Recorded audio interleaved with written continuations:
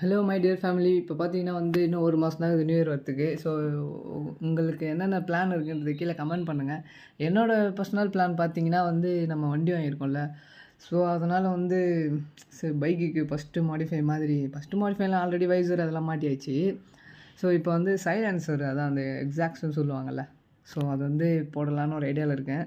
பர்மனெண்ட்டாக கிடையாது. ஸோ சும்மா நியூ இயருக்கு ஒரு நாள் மட்டும் போட்டுக்கலான்னு. ரொம்ப சவுண்டும் இல்லாமல் நார்மலாக. ஸோ எந்த பிராண்டு நல்லாயிருக்கும், எது வாங்கலாம் எப்படின்றது நீங்கள் கீழே சொல்லுங்கள்.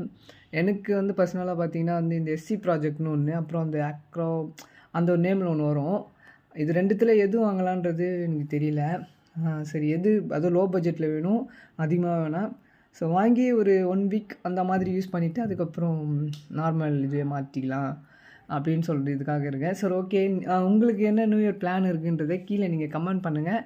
அதுவும் நான் தெரிஞ்சுக்கிறேன். ஸோ எல்லாருக்கும் என்ன